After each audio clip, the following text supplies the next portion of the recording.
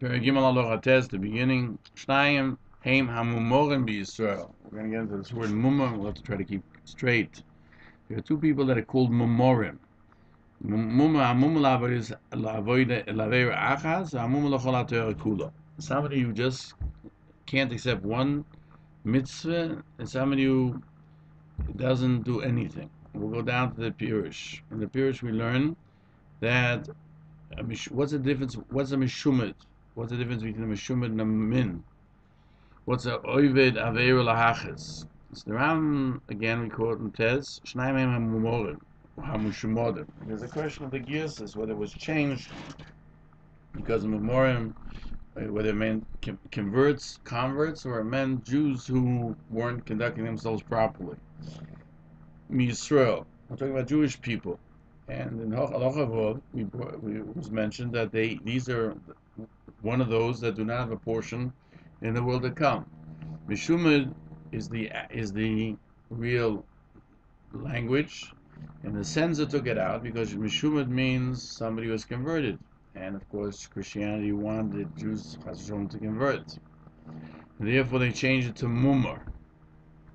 Then even though we mentioned that if somebody denies even one portion of one of the principles of the 13 principles, he has no portion in the world to come. The Mishumodim, even though they do not deny the 13 principles, since the sin is so great, they have no chelik v'olam haba. HaMishumid la'aveira achas, whether he denies one sin. The HaMishumid l'chol ha'torah kula.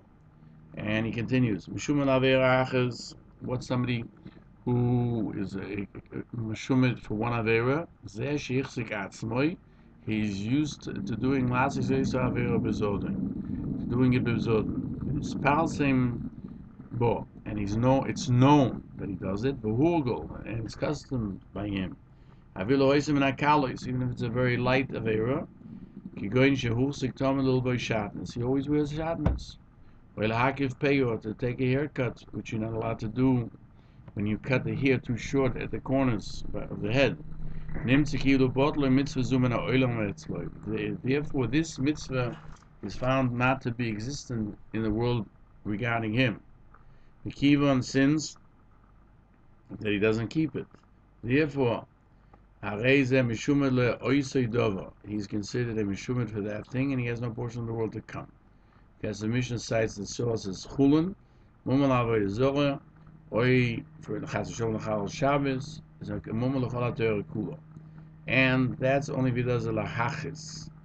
When he does it not out of pleasure, but rather because he doesn't believe in it. The story about the son of the Chavetz Chaim, who saw a Jew smoking rachmanas on Shabbos. He told him with teyavon, with appetite. And the fellow looked at him like, what? The Rav was telling him with appetite. He says, yeah, you shouldn't be a mumul achas. You should be a mumul teyovin. I guess the Mishnah cites in Chulin. Mishumin, somebody who eats nevelos, the teyovin.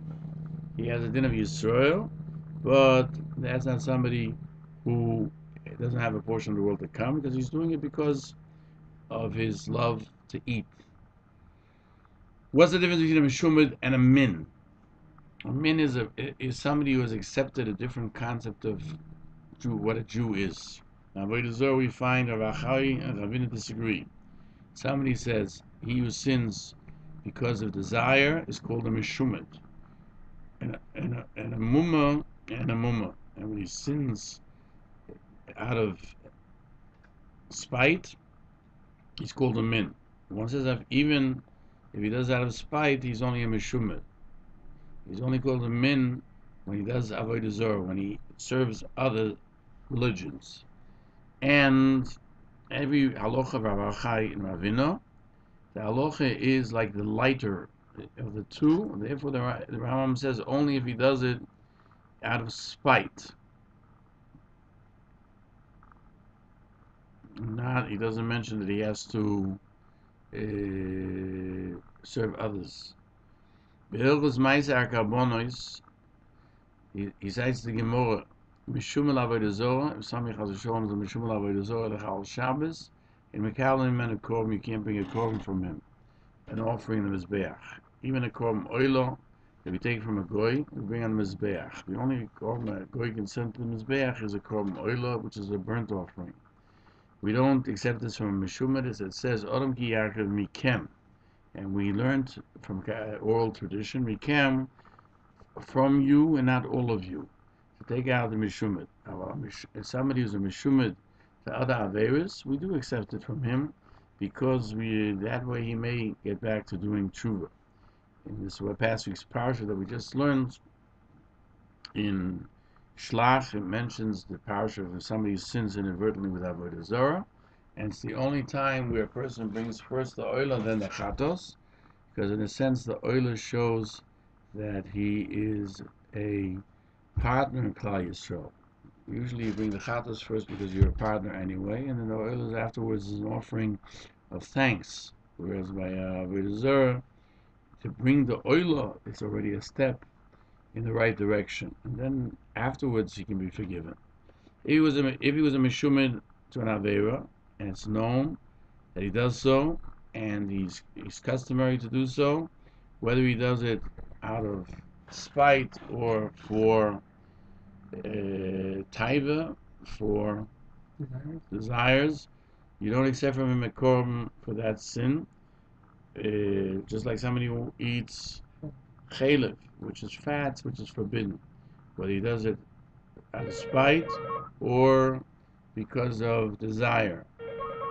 One time he ate b'shoigi without kavona, and once he ate it with unintending to do so, and he wants to bring a chatos, you don't accept it from him, because since he was careless about it before, therefore now that he redoes it, he has a problem. And even though only somebody does it spitefully, has no chayv l'mabo, still regarding korban, that we don't accept the korban even from somebody who does it out of desire. The Rambam counts the mishamodim among those that at the time of the Beis HaMikdash would be not killed because there was no ability to do so, but if they immerse themselves underwater, we would not help them get up. And he writes, somebody who's known to be a denier of Torah, of the oral Torah, we push him under the water, we don't bring him up, like other minim and apikosim. And those that say there's no Torah min hashamayim, and moiser and a meshumit. A moiser is somebody who turns over to the authority, someone for things that are not forbidden by the Torah. Meshumodim are people who have converted. All of them are not part of Klal Yisrael. You don't need witnesses or warnings, and not judges. Anyone who happens to be able to do that which needs to be done is allowed to do so at the time of the Beis HaMikdash. And the Chazon says you can't do that today. And what does it mean, hamum ala avera? We bring down Hilchos Tshuva, even if he's rosh of oichel nevelas, he eats dead animals out of appetite, one has to return his lost item.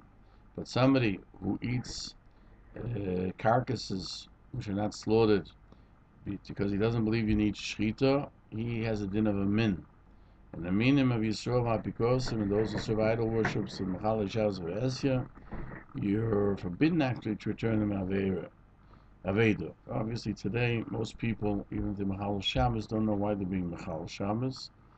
And Kigoy, just like a Goy, that there's no chiyuv to return an Aveda to a Goy, even though there's Kiddush Hashem by a Goy, but by a Jew there wouldn't be Kiddush Hashem, because they don't believe in Kiddush Hashem.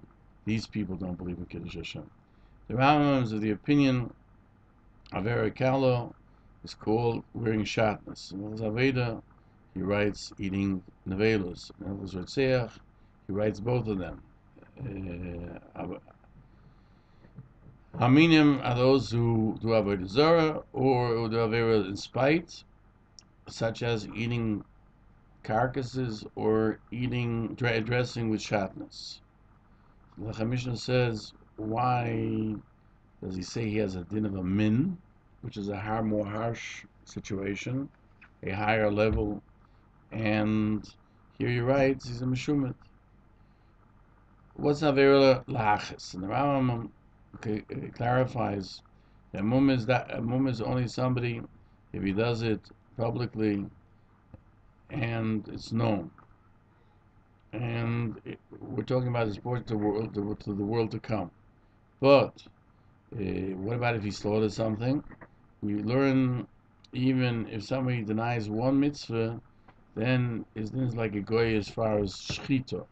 Shchita, you need to have somebody who's a Rae Gann. That's why it's not enough that it was slaughtered. You have to know that it was slaughtered by somebody who's a God-fearing person. A mumalach is like a goy as far as shchita. Rashach explains in the name of the Marshal that a mumalach in one avera is possible even with one time, like a mumalach kula. Chazanish writes only if he does it at least 3 times. And so too, as far as writing tefillin, it says in Bir Halacha, mumalach even one time, the mumalach kula, he cannot write tefillin. Because somebody who's not involved in putting on tefillin and doesn't want to put on tefillin can't write it either. So we see, as far as shchita, slaughtering and writing tefillin, even with one time he does the hachas, he's not eligible to be a shochet or a sefer.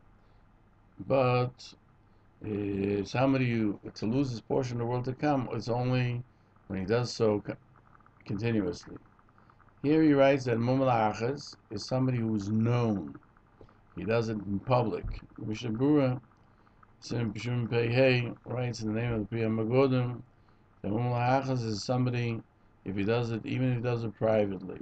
We have to say that what's the difference between privately to publicly is with regard to Olam Haba. Meaning, as far as Olam Haba, he loses portion of Olam Haba. As far as this world is concerned, even if it does it privately. And so we find the Sefer, the Chuvas Hashono, whom he explains Hilchos Mamrim, the laws of those who are apostates, that are called Elu Einon B'Klal Yisrael. All these are not considered members of Klal Yisrael, only he does it publicly and he's accustomed to do it. That's regarding somebody who does something, it's called a mumma lahachas, has no portion to the world to come. But for shchita or exivus tefillin, even of a lesser magnitude, he is not eligible to be a sheichet or a sefer. Just, this is still difficult from the Rambam in Hilchos Tshuva, who states there that somebody who eats nevela willfully is an apikoros. You do not give him back his lost items. So we'll see, even with one time that he does it willfully, he's no longer Yisrael. The Rambam doesn't say he has to do it 3 times. Also in Hilchos Tshuva he writes, somebody who eats an avela or wears shatnez la'achis is an apikoros. As a mitzvah la'oged, it will seem even with 1 time, and not 3 times. And he's not talking about Olam Haba. The Tvur shiur wants to, therefore, has a novel approach. There's 2 types of mumalachas. One, somebody who does it because he says, I don't believe in what I'm doing. As in Peirush HaMeir, and where the Rambam says, certainly if somebody knows that there's a master to the world and he doesn't want to follow him, he says, as we find in Sanhedrin, that he said, what am I doing? I'm doing it specifically despite my creator. He recognizes a creator. And since he does it in that type of a rebellion, even 1 time is an apikoros. And there's a second one, he does it but as well to spite, but it's not, he has in front of him good kosher food or treva food, and he doesn't make a difference. He eats this and eats that. So therefore, you see that he could have eaten the kosher food. By him, there's no difference. Therefore, he's called the mumalachas. And that's what the Rambam says. Only if he does it a few times do you say he's over, because maybe he's just doing it out of desire. And that's the only one that he has a din of an apikoros, that you do not accept from him a korban. He has no portion of the world to come. And he cites, the Torah cites this difference from other places in the Gemara. The Chazon Ish adds, Meridim v'loy malon, that one can permit such a person to drown and not help him, is whenever such an action will stop others from doing the same. But in one time doing it b'vayesya, other people will not assume that you're permitted to do it, and therefore he's not in that category.